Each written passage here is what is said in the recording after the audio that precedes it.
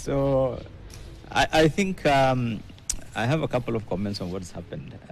First, I think the president's statement yesterday, in my view, was momentous, really, because I actually think for once he acted like a statesman, because it hasn't happened anywhere in Africa.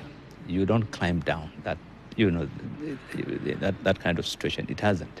It's very rare that this kind of things happen and the president says, sorry, gentlemen, I apologize. I will listen to you guys. I've thrown that thing in the dustbin. I'm ready. It doesn't happen.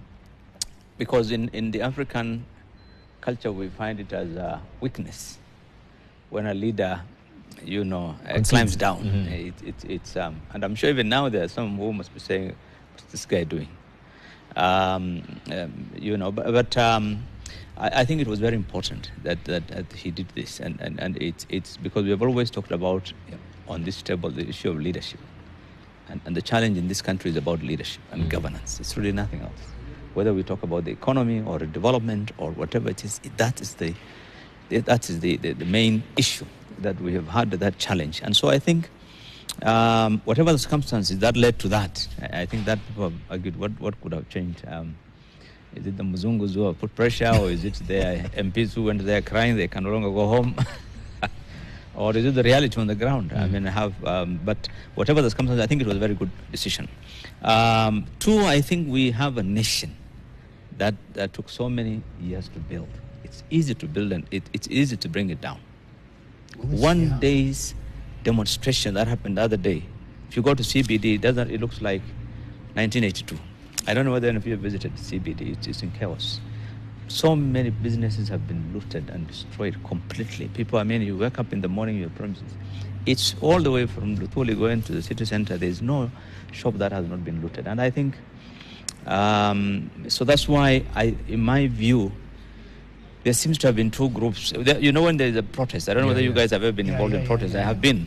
But there's always very many interests that merge, that converge, that drives that.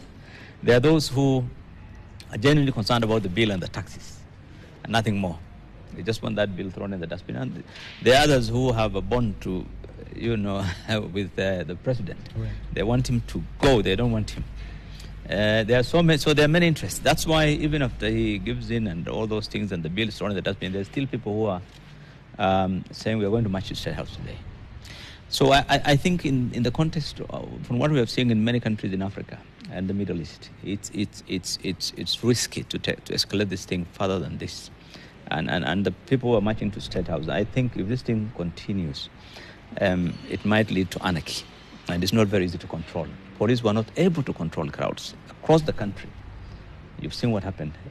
Parliament, where the activity was going on, was invaded, and they were not able to stop it. Forget about other parts of Nairobi; they had literally given up. That's why there was all that looting in the citizens. So I think, and it happened in many parts of Kenya.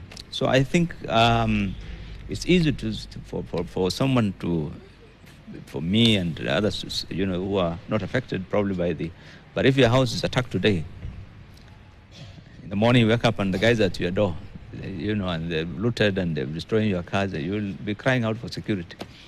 And the security says they've been overwhelmed and there's no one to provide security. That's the end of the country. So I think there has to be a limit also on these things. It's good to say the agencies who have done a good thing, yes, we all supported them. But I think beyond this, if it goes, we have to know there are so many people who are utilizing that opportunity. Politicians and many others will now ride on that.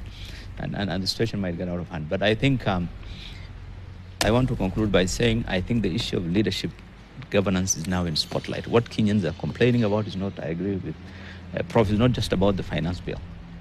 And it's not about just the economy, it's about governance.